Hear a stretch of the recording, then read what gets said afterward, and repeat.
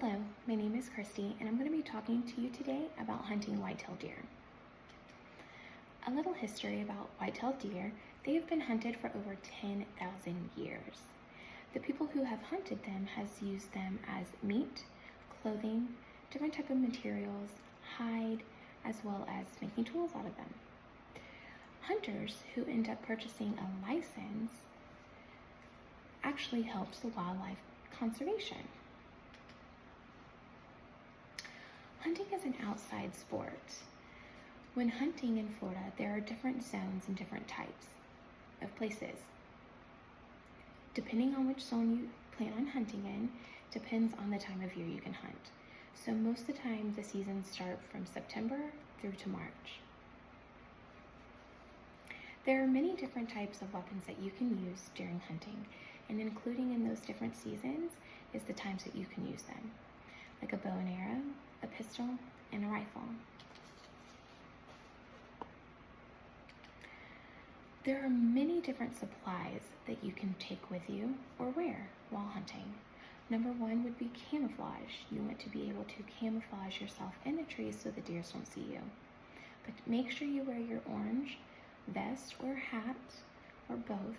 That way other hunters can tell you as a human compared to an animal, so they don't hurt you.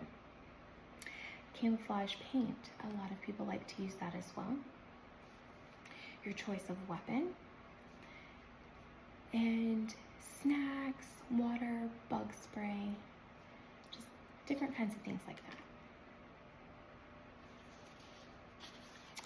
that. As Ian Nance stated in the Florida Sportsman, his favorite thing to bring is a binocular. They have antler restrictions, and when he is hunting, he wants to make sure that he is getting the right deer so he does not get in trouble. There are different ways to hunt. One way would be a tree stand. That is where a seat is usually attached to a ladder type contraption and wraps around the tree. That way you are sitting up top so you can have a better view of the bottom. There are hunting blinds. They look like big camouflage houses that you go into that are usually made of some type of mesh. You can open up the little windows and use them to see outside. There are shooting houses. Shooting houses are usually big buildings up in the sky on stilts. So you can have a better view, but you also have more space to sit inside. And another way to hunt is dogs. People have what they call hunting dogs, and they put collars on them that are connected to a GPS, and they can let the dogs loose, and when the dog finds the deer, they start chasing after it, and then the hunter is able to follow them through GPS.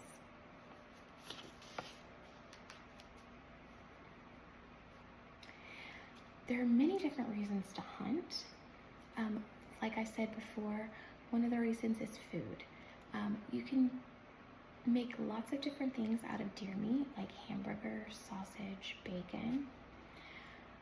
Hunters, when they shoot the deer, a lot of them like to make what they call a trophy, and that is a wall mount of the deer's head and the antlers to show what kind of point they had. Another reason, family time. A lot of people like to go out with their families and hunt. It is a nice time to have some quality time together while sitting and waiting for a deer to cross. My experiences with hunting go way back to when I was a little girl. My first hunting experience was with my grandpa. We didn't see anything at all day long, but just being together and spending that quality time was amazing. I grew up with a family who are most hunters, and I married into a family who are all hunters. We have property up in Alabama where we have cabins, and we like to go there and hunt as a family.